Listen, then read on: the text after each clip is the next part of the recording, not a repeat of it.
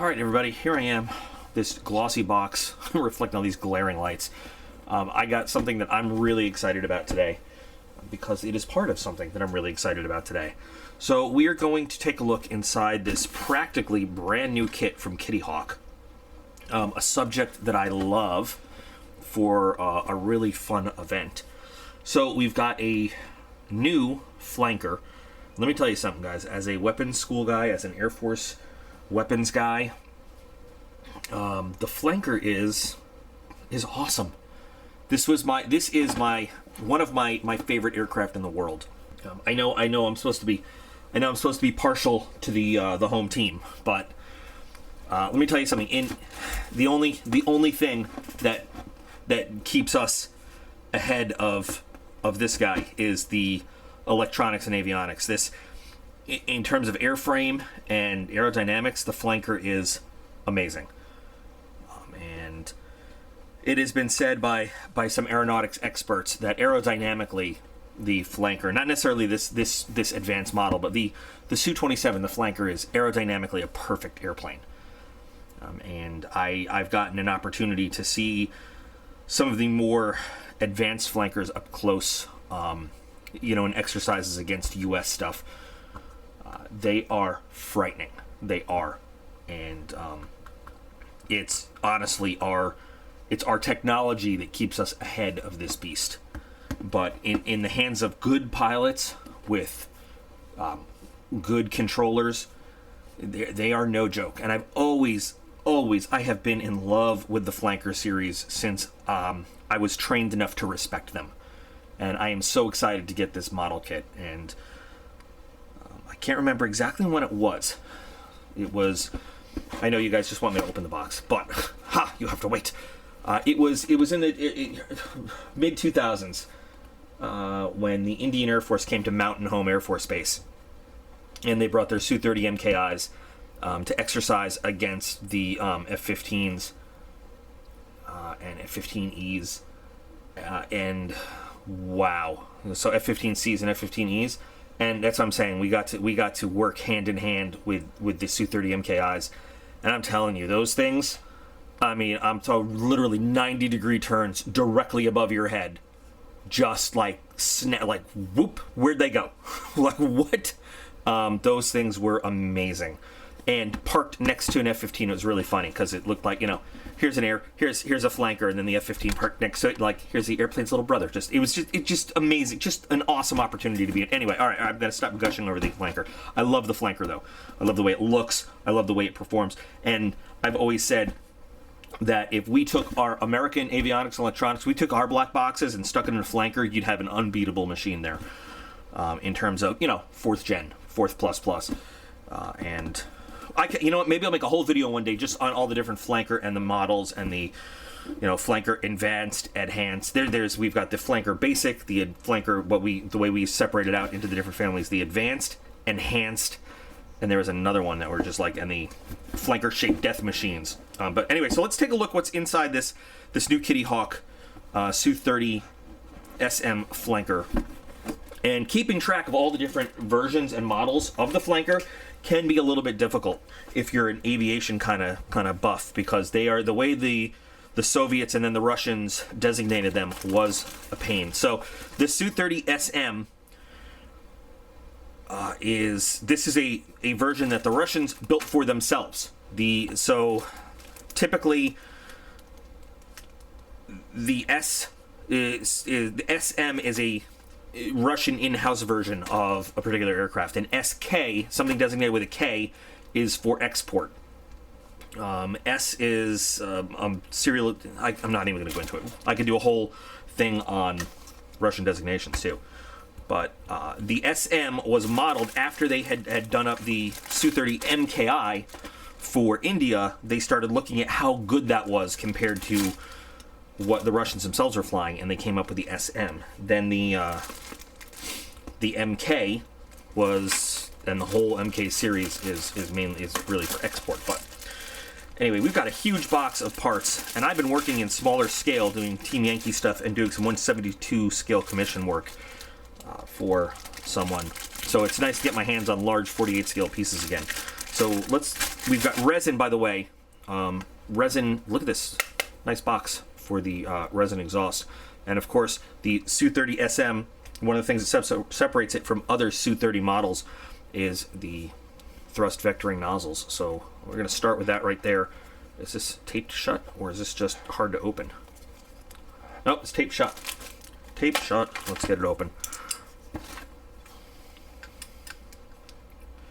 Now, I'm unboxing this now just because I just got it in the mail. I'm not going to be working on this model right now, but because I still have these commission projects to finish and something special that I'm working on for a friend.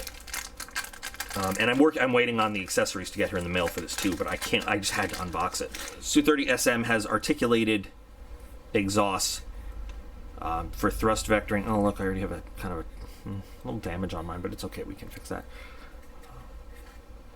You know, because the Su-30 MKI that it's based off of does, and then the Su-30SM 2, which is, you know, the Su-30SM 1 became the Su-30SM 2, has the same engines as the Su-35S to give it commonality with the latest version of the single-seat flanker, to, you know, make that a little easier logistically. And that is a more upgraded version of the ALF engine. So. But those are very nicely done. Wow, really, actually, can you see that there? It's really thin, almost you can see through it there. I'll have to back that a little bit. Nicely done, but little, I don't know. I might have to order some replacements because these have some flaws that I don't know if I want. If I'm entering this in a group build, I don't know if I want that there. So besides that, we've got, let's count how many bags we've got. 1, 2, 3, 4, 5, 6, 7, 8, 9. I just saw something in there I'm very happy about, by the way. And then 10 for decals and photo etch. Now, one thing that I'm a little upset about is that this does not come with any weapons at all. And Kittyhawk does that because Kittyhawk sells a modern Russian and Soviet weapon set, so you have to buy the weapons, and that's kind of shitey. I don't like that, but it is what it is. Can't do anything about it. So I have that on the way as well. Let's start by looking at. Actually, you know what we will do? We will go in the order in which it goes back in the box. So what I was happy to see were the jamming pods for the wingtips, because that's something I want to put on there. Now, I'm not sure if we've got the 518s or the Su-30SM, or what model they actually supply us with. I'll have to actually take a look at them as I'm building them to find out. But Durfam jamming pods, awesome, great capability that the flankers have, and that will mess with a lot of different systems. We've got full engines to build if you want to display them. That's pretty nice. You know, not a lot of detail on them, but enough that, you know, with a flanker of this scale, you have a lot going on. And honestly, I don't know how much you're going to see inside the fuselage there. You know, if you want to display it externally, maybe you could do that. I see a dual carry rack. Typically, this is because these models of flankers can carry air-to-ground ordnance. So you'll see this kind of thing is for dual rocket pods, laser-guided bombs, or even just free-fall bombs. So they give you that, which is cool, and then you can put bombs on it. But these are jamming pods. When they carry these, you lose that last outer hard point that they typically carry an AA-11 Archer on.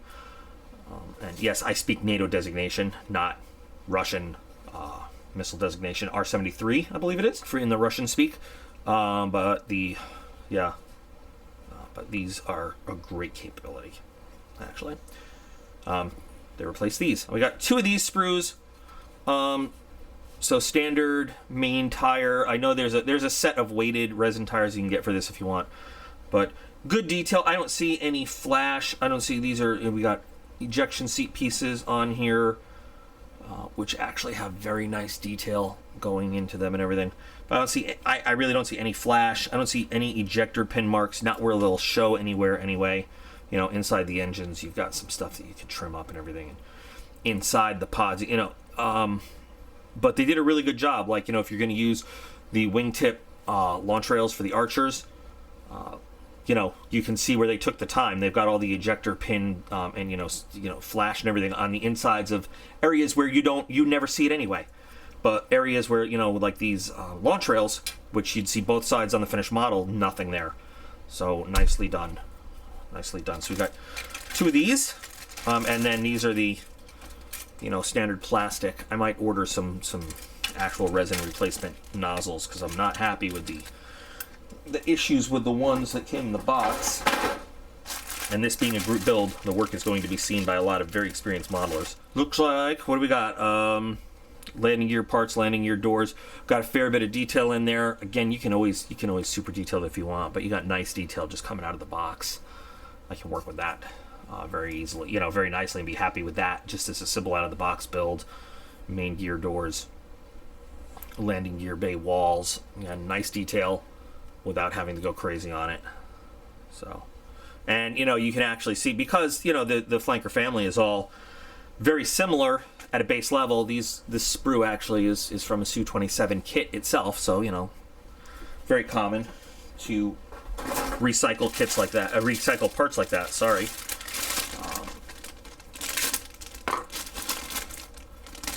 The main cockpit tub is from their Su-27 UB kit. That's the original. The Su-27 UB is the original 2-seat trainer version of the Su-27. Now, they would have to do a lot of cockpit upgrades to make this go from Su-27 to Su-30, and especially then to Su-30SM.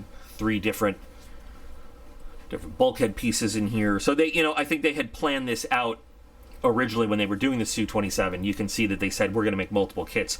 For example, you can see the forward plate that goes ahead of the cockpit on the top of the fuselage.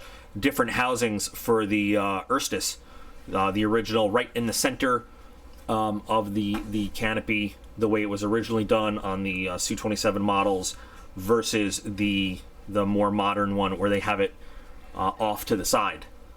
So yeah, they were, I mean, so if this is the original Su-27 UB, you can see how they were planning to use this initially for multiple different models of flanker, which is interesting. Although these instrument panels right there look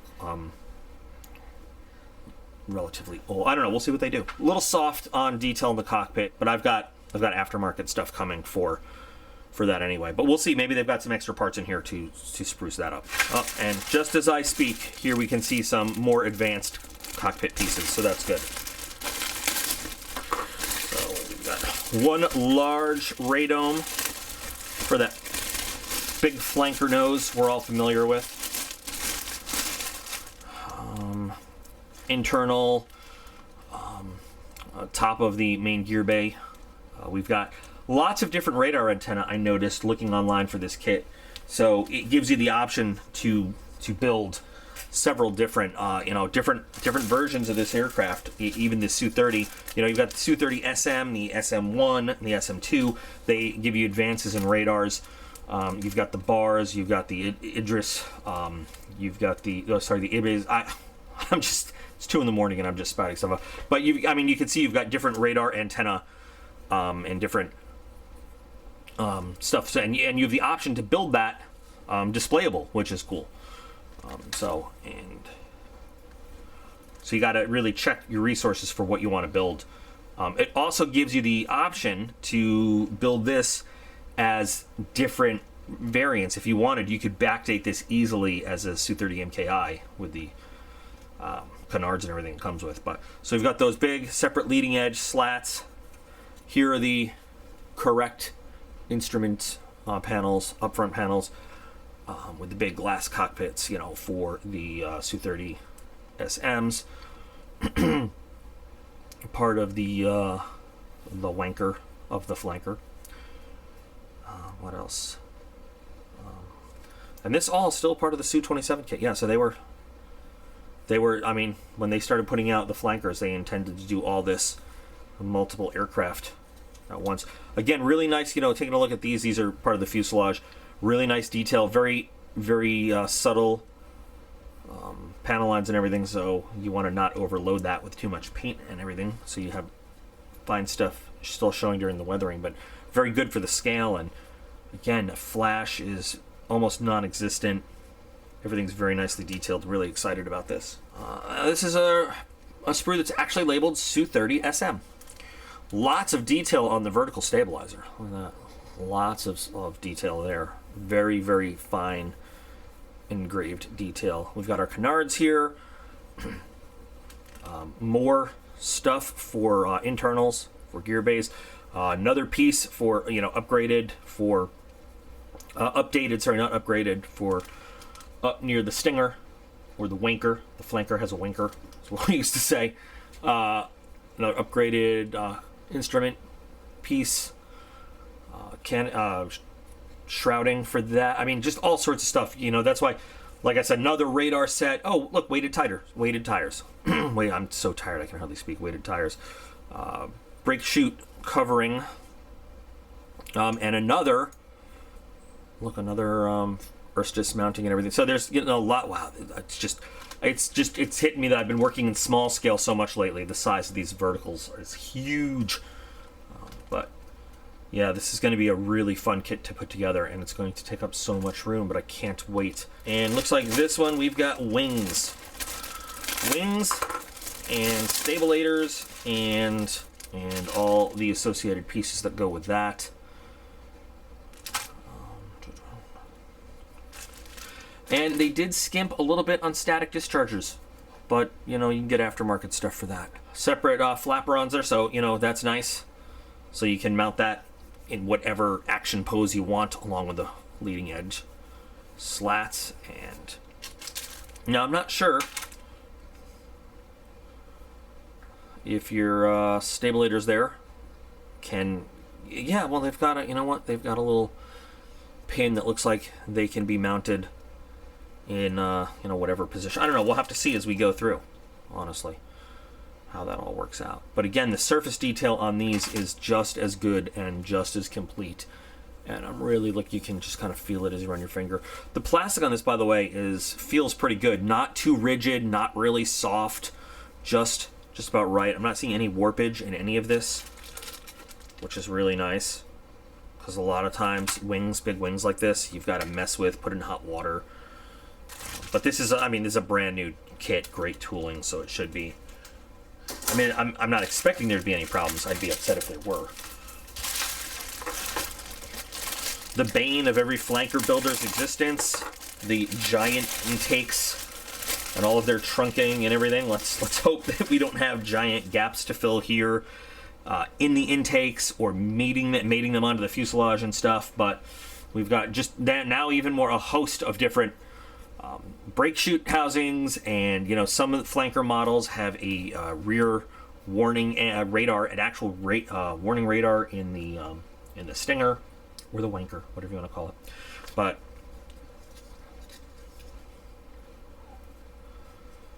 hopefully this will we won't suffer some of the horrible fit issues we've seen with earlier flanker kits, getting these intakes onto the bottom of the fuselage, and it'll all just fit up nice. That'd be great if we didn't have to do a bunch of filling and awkward sanding.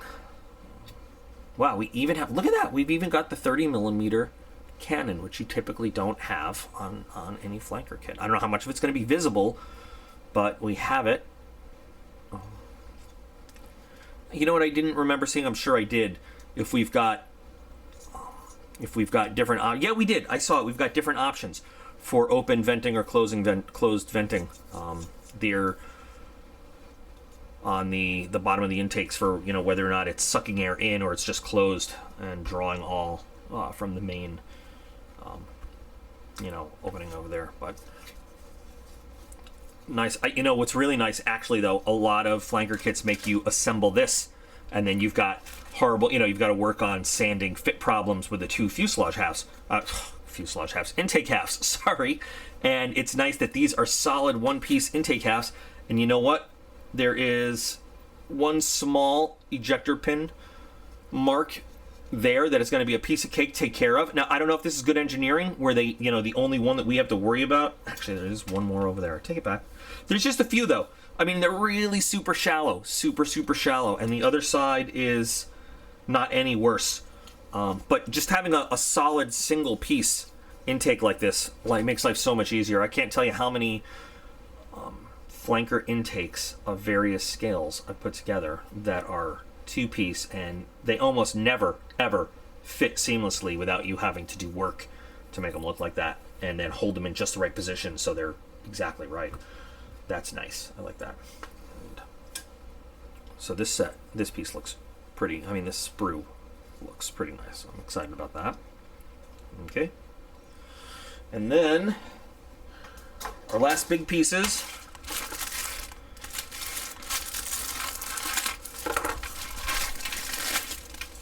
Pretty standard for most flanker kits, I've got to say. We've got our upper and lower fuselage, and you know, we can kind of test the fit right now.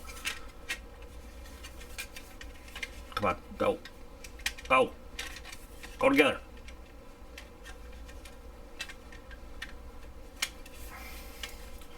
Not bad. Anybody remember the terrible old canarded flanker kits where they basically gave you a Su-27 fuselage and you just glued a canard to it, and that was expected to do it instead of actually giving the, I mean, terrible for like an old Su-33. It's just gluing a canard to a flanker instead of actually building up the leading edge. Ugh. But this looks pretty good. More great detail all the way across. A little trim of that. Nice detail even there around the edge of the canopy. Of course, you could replace that with photo etch stuff, make it look even better if you wanted to.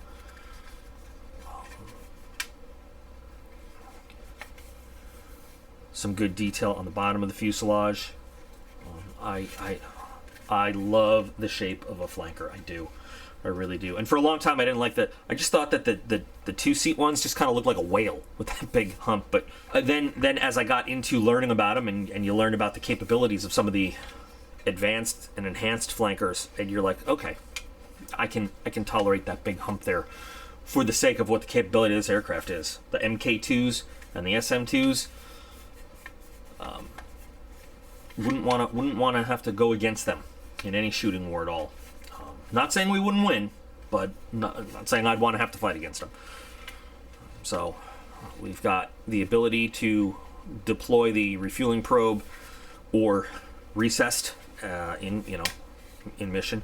It looks like once you get it nestled down, you're going to have maybe just a little work to do around the seam, but nothing horrendous, and a lot less work than some other kits I've done. I love the size of a 148 flanker kit as well. Just so much fun to work with. Oh, but we've got... do we have... It looks like we've got the center seam to deal with on the canopies. Now, they gave you the clear parts, I guess, because, you know, all their flanker kits are one big, you know, conglomerate. Much worse on the single seat canopy. You can see that ugly seam. That's not that big a deal to work with. If you've worked with getting rid of that on a Hasegawa, they're like probably, I think, the most infamous center seamers. It looks like it's a lot less pronounced on the two-seat, but still a little bit of a process to get rid of. Not too bad. We can get rid of it. Not that big a deal.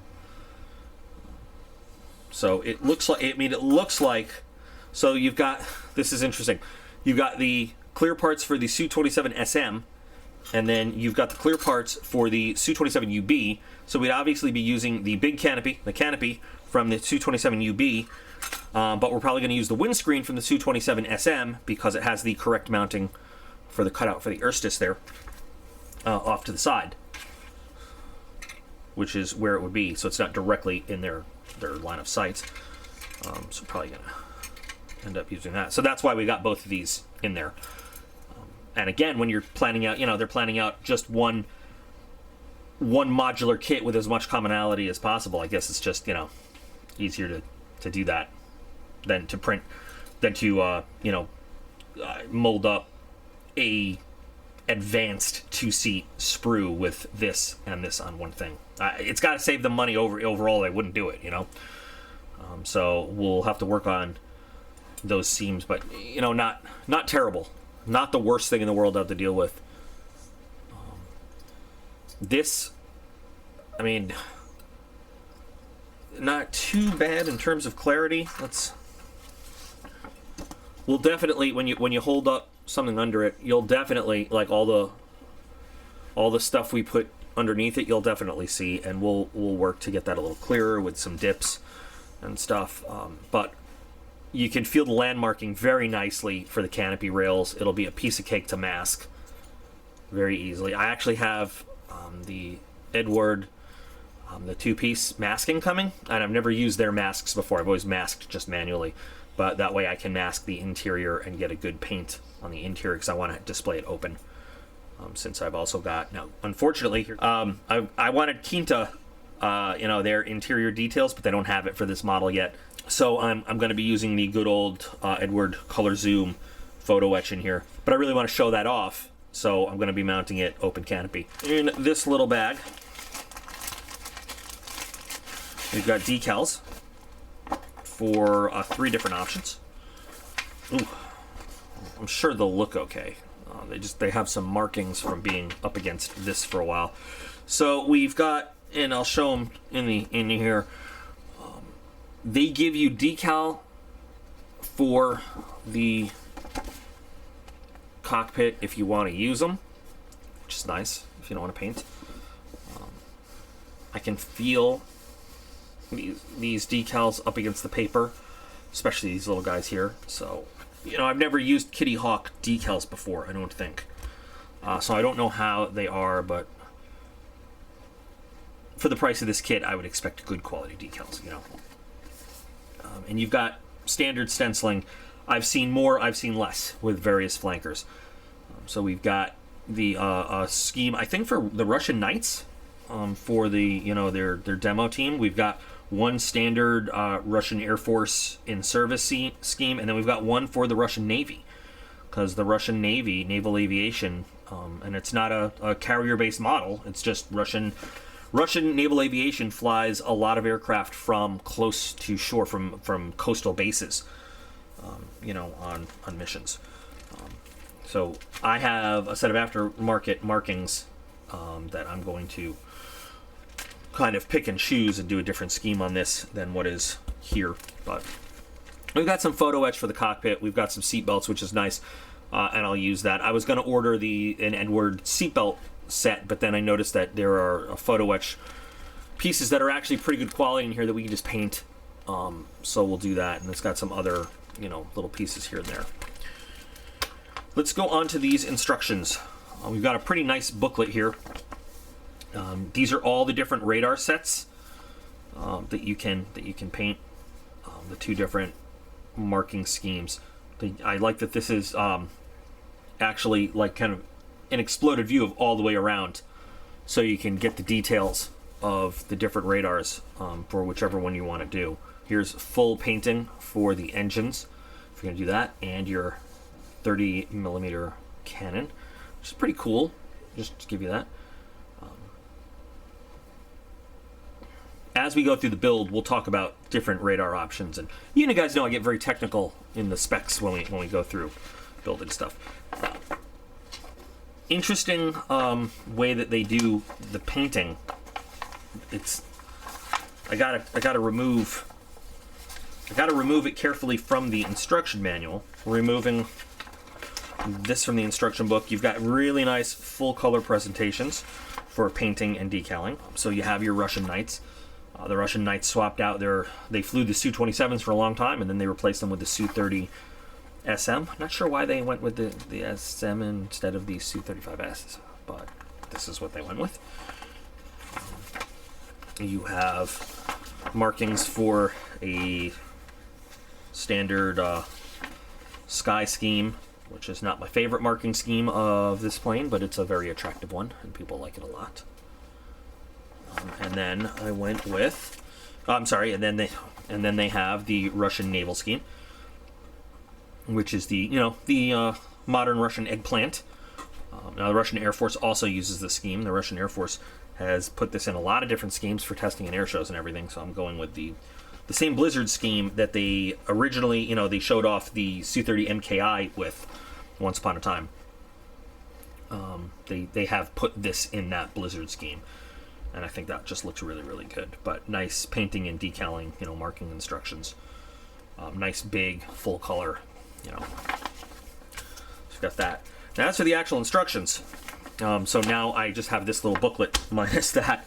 So, you know, in typical good quality model instructions, you start with a parts map. It would be nice if they gave you these parts are not used kind of thing, you know, graying them out or whatever, because there's so many extra parts in this kit from the flankers, but no such luck. So, good quality drawings. Interesting that everything is just sort of this. I mean, it's better than just a line drawing, I guess, to have this kind of gray sort of thing. But I mean, good quality drawings. I haven't built the kit yet, so I can't tell you kind of how everything is. You know, I just noticed the paint callouts here. Are they? Some of them are FS. I guess these are Mr. Color. I just realized I don't know what the actual paint callouts are, but they give you not just, you know, a lot of times they just give you a name. I mean a number system, but they actually give you something to work with. I believe these are Mr. Color kind of callouts. I don't know. They give you FS numbers when applicable to help you out, which is cool. But they don't actually anywhere on here tell you, does Kittyhawk make their own paints? I don't know. Honestly, I don't know. I don't think they do. But are these guns colors, or what are the? I don't know what these colors are. They don't really tell you. Now, do they? I'm just gonna look on the box again if they recommend a specific paint, or what, I don't know. So I mean, it wouldn't be too hard to tell. You could probably just look up, you know, look up C-74 Air Superiority Blue, and I'm sure it'll come up on Google what that is. But at least the color callouts are. I mean, it would be nice if it wasn't just one big shaded area, you know. So when they're showing you what to paint, it's a little less ambiguous. So you see, like, oh, this is that color, not the whole, like, you know, I don't know. You guys get what I'm saying, right? You do, I'm sure.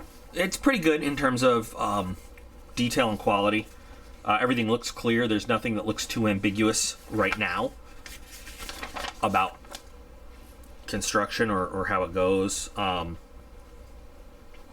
think I'm happy with everything. Here they are.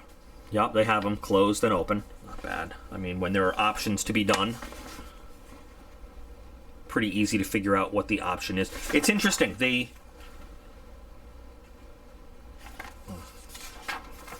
You know, I noticed that when there's another step there, so when I was talking about how the pieces are all shaded, you know, when they're referring specifically to what you're working on is still shaded, as opposed to, you know, just line drawings for the other stuff to keep you focused on, we're talking about this piece right here, but then you're going to attach to the rest. So that's, I mean, that's nice.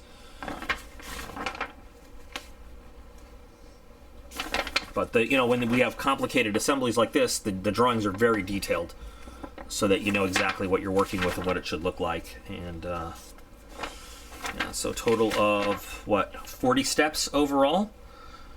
And I just noticed they don't talk about using the jamming pods. They show them here in the end, but they don't walk you through. The Su-30SM absolutely utilizes the jamming pods. So you see him here carrying it at the end, right there. But anyway, I mean, if you know how to use them and put them on, great. If you know, I mean, if your plane carries them, if not, whatever. Because they don't even walk you through. There's no armament in here anyway. So if you're just, you know, a casual builder and you're not familiar with the armament layout of this aircraft and what it can carry, you might not even know about the difference between jamming pods and the launch rail and anything. So, but trust me, if these guys are going to get close enough to Eagles and Eurofighters and Griffins and stuff to, and they can with that jamming pod, they can do a lot of stuff. I can't talk about classified numbers and all this stuff, but dirt from jamming can do some stuff to some things. They want to carry those pods, trust me. Anyway, that's besides the point. Looks like a great kit. I can't wait to put it together. I can't wait to get started on this group build, but I have things I have to do first. I have responsibilities before I get to do the fun, and there's months to go for the group build, so that's fine.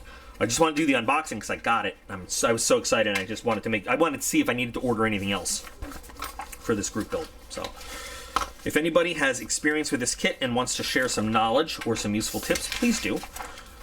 But this has also made me nostalgic for back my last assignment as an instructor. I had built a series of 172 scale display models. I think I had mentioned this. I might have even shown some of them on the channel before, of threat aircraft, because it's one thing to teach students about aircraft, but it's another thing to be able to bring the model into class and say, listen, here's what we're talking about today, and be able to show them features on it and, you know, stuff.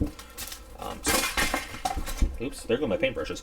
I'm going to be doing that when I'm doing some other projects. I'm going to be building my own 172 scale threat library, on little flight bases, just like I did before.